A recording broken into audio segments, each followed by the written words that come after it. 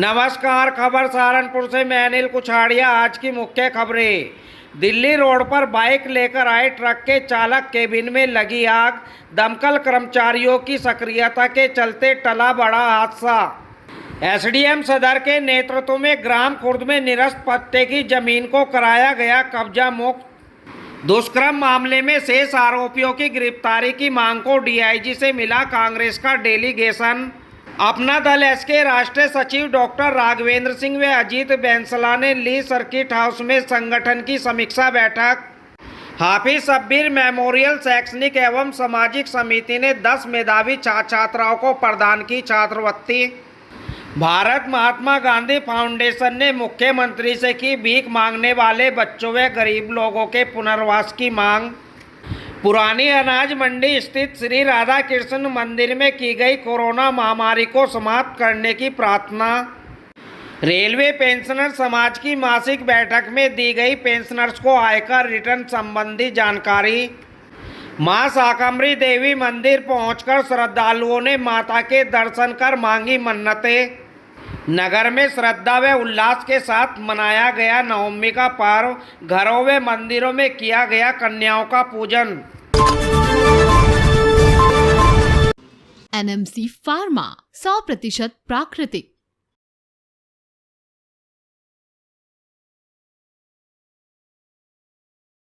दमकल कर्मचारियों की सक्रियता के चलते दिल्ली रोड पर एक बड़ा हादसा होने से टल गया। हुआ यूं कि दिल्ली रोड पर एक ट्रक नई बाइक लेकर एजेंसी पर उतारने के लिए आया था। अचानक ही उसके अगले हिस्से चालक केबिन में आग लग गई। सूचना मिलते ही दमकल की गाड़ी मौके पर पहुंची और आग पर काबू पा लिया। आग से चालक केबिन कक्ष में ही नुकसान पहुंचा है। सभी बाइकों को सुरक्षित उतार लिया गया है।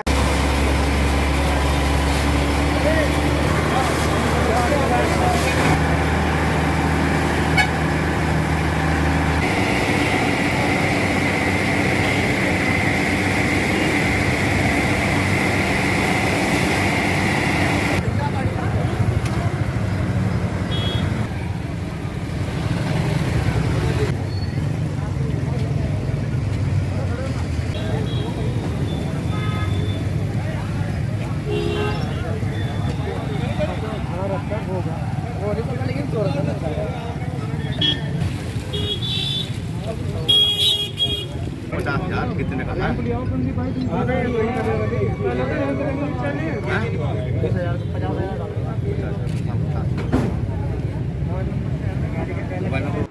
एसडीएम सदर अनिल कुमार ने ग्राम खुर्द में निरस्त पट्टे की जमीन को कब्जा मुक्त कराया। एसडीएम सदर के नेतृत्व में नायब तहसीलदार राजस्व टीम व पुलिस बल के साथ ग्राम खुर्द पहुंचे और जमीन खाली कराकर निशानदेही की, जिसके बाद जमीन के चारों ओर सीमेंट के पिलर लगा दिए गए। तो फोटो मार भाई।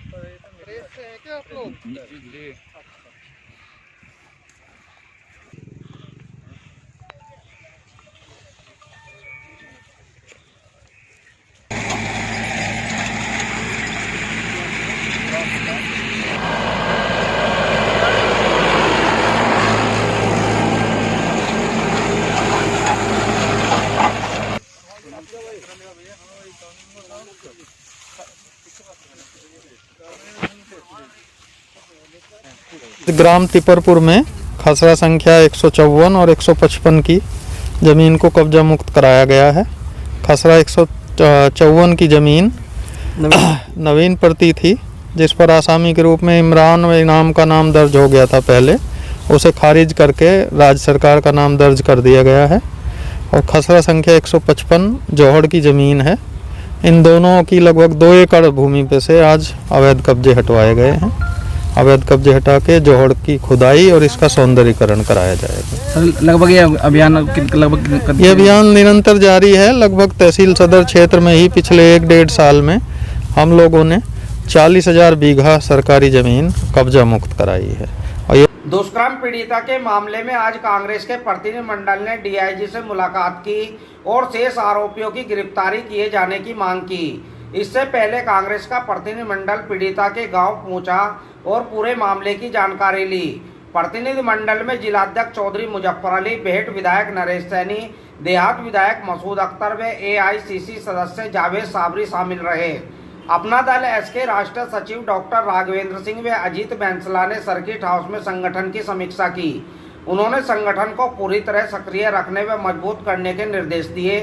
बैठक में प्रदेश सचिव सैयद शकील अहमद, जिलाध्यक्ष राजकुमार, महानगर अध्यक्ष हाफिज गुफरान, अल्पसंख्यक जिलाध्यक्ष बाबर गाजी समेत तमाम पदाधिकारी मौजूद रहे। हमारे बीच में दो राष्ट्रीय सचिव और प्रभारी, जिला प्रभारी यहाँ पर आए हुए हैं, जिनकी हमें बात सुननी है, जो हमें दिशा निर्देश देंगे और हम उन पर अमल करेंगे, जिससे पार्टी संगठन को मजबूत करेगी। और इस कार्यक्रम के संचालन के लिए मैं हमारे विधि मंच के जिलाध्यक्ष हैं एडवोकेट अजय चौहान साहब, उनसे गुजारिश करूँगा।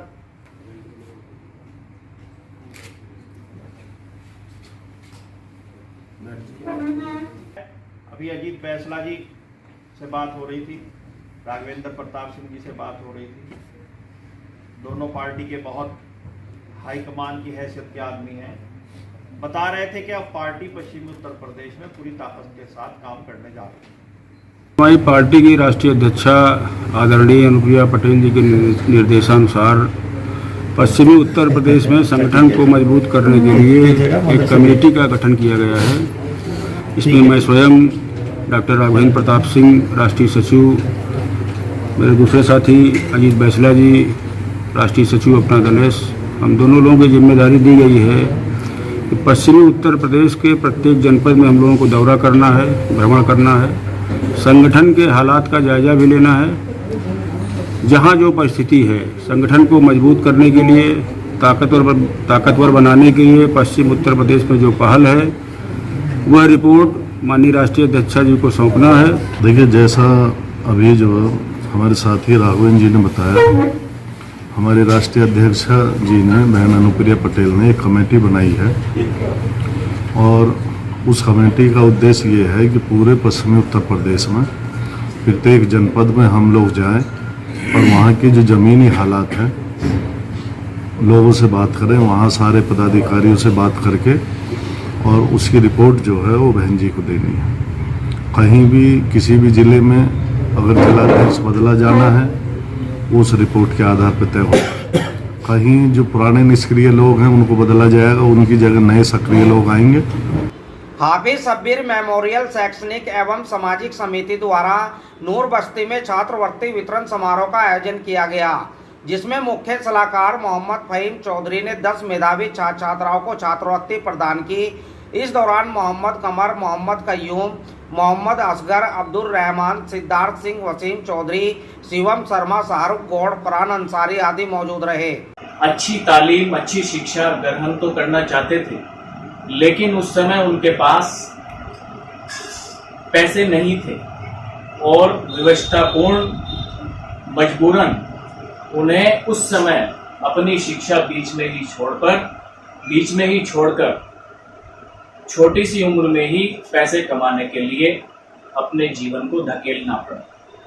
और वर्तमान में भी इस तरह के उदाहरण आपको समाज में मिल सकते हैं और मैं समझता हूँ इस तरह के व्यक्तियों के लिए इस तरह की योजना, छात्रवृत्ति योजना बहुत मायने रखती है।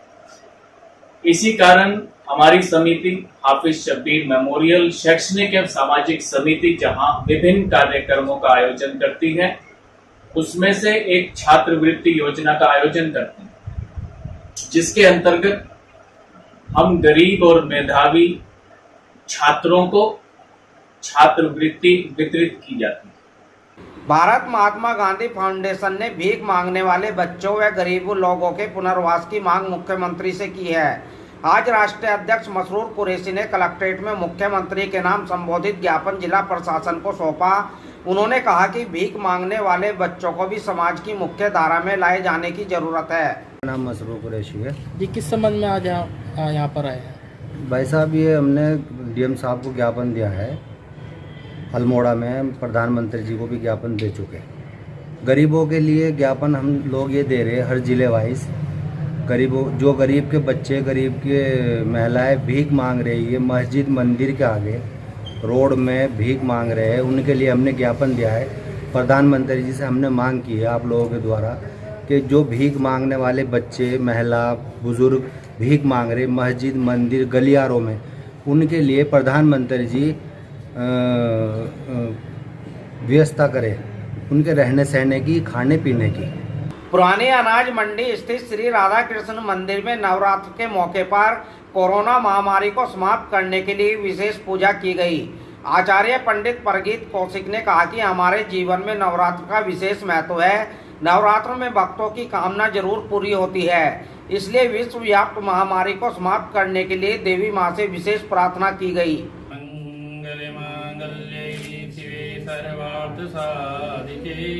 शरण्ये त्र्यंबके गौरी नारायणी नमोस्तुते। साचे दरबार की जय। सभी सनातन धर्म प्रेमियों को, राष्ट्र और विश्व में रहने वाले सभी हिंदू परिवारों को, सनातन धर्म प्रेमियों को इस नववर्ष की नवरात्र की अनंत कोटि मंगल कामनाएं। आश्विन शारदीय नवरात्र की आज महाअष्टमी है। इस महाअष्टमी की सभी को ढेरों मंगल कामनाएं। कल होने वाले विजयदशमी पर्व की सबको ढेर सारी मंगल कामनाएं। इस मंदिर में, ये मंदिर बड़ा प्राचीन है भगवती का, और बहुत वर्षों से, इसमें सैकड़ों वर्षों से, सहस्त्रों वर्षों से यहाँ पर भगवती का इसी प्रकार अनुष्ठान होता रहा। लेकिन इस बार चैत्र के नवरात्र, इस नवरात्र में हमारा मुख्य संकल्प जो था, पूरे विश्व में जो है महामारी फैली हुई है उसके निवारण ही, भगवती से ही प्रार्थना की संपूर्ण विश्व जो है रोग मुक्त हो और निरोगी हो, सभी दीर्घायु, यही मंगल कामना माँ से करते रहे, माँ से प्रार्थना करते कि संपूर्ण विश्व का कल्याण करना। इस बार जितना भी हमारे यहाँ आचार्य ब्राह्मणों ने पूजा पाठ की, उसमें एक ही संकल्प था कि संसार में रहने वाले जितने भी जीव हैं, ये जो कोरोना महामारी चल रही है, इससे निवारण मिले। इन्हीं मंगल कामनाओं के साथ सबको आज महाअष्टमी की, कल महानवमी और साथ साथ जो है विजयदशमी पर भी ढेरों मंगल कामनाएं, ढेरों शुभकामनाएं। जय जय। रेलवे पेंशनर समाज की मासिक बैठक रेलवे सीनियर इंस्टीट्यूट में आयोजित की गई, जिसमें सीए हिमांशु गुगलानी ने पेंशनर्स को आयकर रिटर्न संबंधी जानकारी दी। अध्यक्षता आर.के. धिंगड़ा व संचालन महामंत्री मूलचंद रांगड़ा ने किया। अंत में संस्थापक आर.सी. शर्मा ने सभी अतिथियों व पेंशनर्स का आभार जताया। नवरात्र नवमी के मौके पर श्रद्धालुओं ने मां शाकंभरी देवी मंदिर पहुंचकर माता के दर्शन किए और मन्नतें मांगी। इस बार शासन की ओर से मेले की अनुमति नहीं है, लेकिन श्रद्धालुओं को आस्था नहीं रोक पाई। मां के दर्शनों के लिए श्रद्धालु रात में भी यहां पहुंच रहे हैं, लेकिन इस बार श्रद्धालुओं की कोरोना के चलते ज्यादा भीड़ नहीं है। श्रद्धालुओं की आस्था का प्रतीक नवमी पर श्रद्धा व उल्लास के साथ मनाया गया। घरों और मंदिरों में कन्या का पूजन कर बाद ही प्रसाद ग्रहण किया गया। श्रद्धालुओं ने कन्या जमाने के बाद ही नवरात्र का व्रत खोला। मंदिरों में कन्या जमाने के लिए भी श्रद्धालु भारी संख्या में पहुंचे।